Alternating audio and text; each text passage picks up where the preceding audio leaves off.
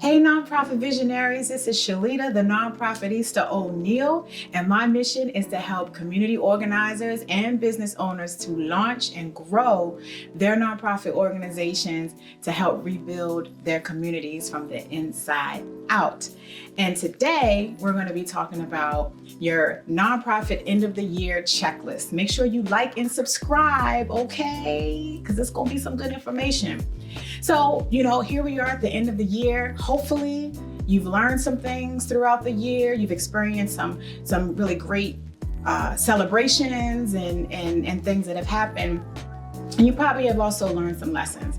So now's the time to just slow down and think back on what it is that you want to do differently or what worked very well and you want to keep going with it. So with nature and the seasons, we're in tune. We should be in tune with nature. And right now it's all about relaxing, breathing, reflecting, going inward, and restoring your energy. So make sure you take the time to do that. So first and foremost, also make sure that you're thanking people. So your thank yous, and that is the people who have subscribed to your organization or have donated to your organization, your supporters, right? Those funders that have given you money or support in some kind of way, your volunteers, those people who have helped you to launch your events, who have helped you to staff your events, your team, those people who have been helping to move the work forward, and most importantly, yourself.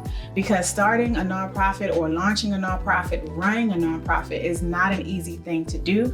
So you have to make sure you celebrate your wins and slow down and really take in your accomplishments and say you've done the best that you possibly can do with what you have. You're right where you're supposed to be at.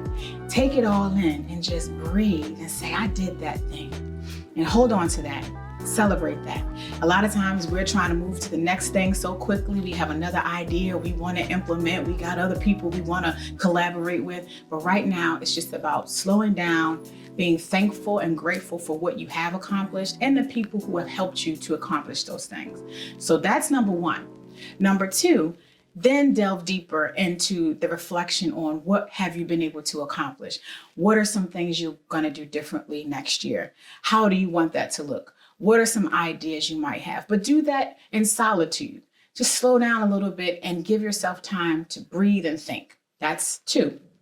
Third thing is discretionary funds. So a lot of you may not know this, but the foundations or funders that currently give you dollars or have donated to you, granted funds to your work, they may have a pot of money called discretionary funds, where at the end of the year they see, okay, well, we anticipated spending or giving out this amount of money, and at the end of the year they have a little bit left over.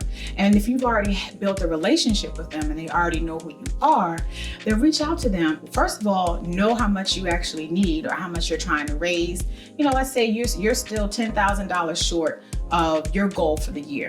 Okay, well, if you have a couple of donors or funders that have already granted you dollars, then maybe reach out to them and say, hey, do you have any discretionary funds that can help me to meet my goal for the year? And also be clear about what that money is going to go towards. So it could be, my programming for young people in the schools or whatever that may be, but be specific about it and say, do you have an extra $5,000 possibly in discretionary funds to help me with this thing?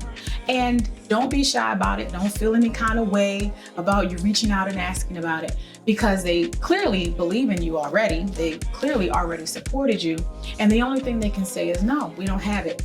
But at least next time they'll know that you reached out, or they'll remember, okay, at the end of the year last year, this person reached out to me for some discretionary funds. I have a little bit of money this year.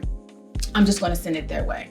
Ain't nothing like getting the unsolicited check in the mail from a funder that you did not even expect, right? So plant the seed and ask the question, and hopefully you'll get some additional funds to meet your goal and your budget for the year. The last thing I'll say, even though there's so much I can say, but the last thing I can say is make sure you determine what your next year's budget is going to be. Now you're closing your books out. Hopefully you're keeping good books. You got your accountant or your bookkeeper, or if, depending on the size of your organization, is something that you feel comfortable doing. Whatever the case may be, make sure that your books are closed out everything is reconciled, and make sure you get with your board to talk about, okay, now this is what we did this year. This is how much we raised this year. This is how much we need to raise for next year, and bring them in where they have to help lead that process. And if there's some gaps where you're like, okay, this was our goal for this year, we didn't make it, but next year, this is what we would like to bring in, and this is what we need to do differently.